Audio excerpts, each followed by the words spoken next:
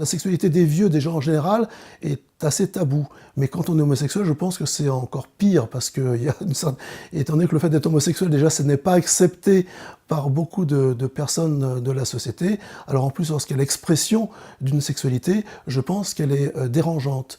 Moi, je dirais qu'il y a encore quelques années, et quelques années récentes, la sexualité chez les seniors, qu'elle soit homo ou hétéro, était totalement tabou, inimaginable.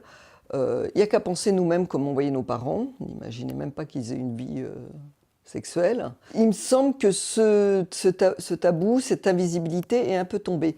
C'est peut-être grâce d'ailleurs à l'homosexualité. C'est-à-dire que l'hétérosexualité étant complètement collée à l'image de la famille le plus souvent, pas tellement aux rencontres de séduction, etc., mais vraiment à la durée, le couple, la famille, presque une institution, fait que s'il n'y a plus la reproduction, s'il n'y a plus... voilà, la question de la sexualité quasiment n'existait plus. Les couples homosexuels ne sont pas souvent pas inscrits forcément dans la famille, en tout cas pas non plus souvent les plus âgés, dans la parentalité et tout ça. Et donc, ils ont ouvert des pistes, ils ont parlé, ils ont souhaité parler beaucoup plus. J'aimerais bien retrouver de la sexualité, mais c'est vrai que j'ai la zone entre les jambes qui me fait encore peur.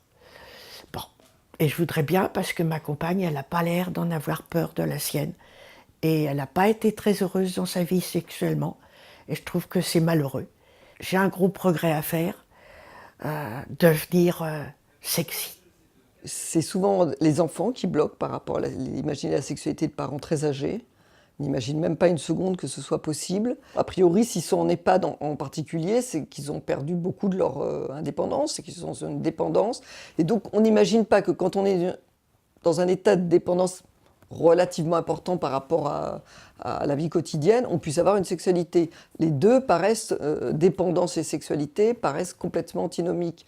Mais la sexualité, sous toutes sortes de formes, en fait, c'est une réalité qu'on peut vivre très longtemps, et probablement que ça aide en plus à vivre bien sa vieillesse. Il faut faire un travail pour permettre l'acceptation de ce fait-là de manière peut-être un peu amusante, pour pouvoir pas trop choquer les gens, mais je pense que des fois de choquer, c'est pas forcément mauvais, et ça permet de montrer, quand on est vieux, oui, on a une sexualité comme les autres. On peut encore faire l'amour quand on a 70 ans.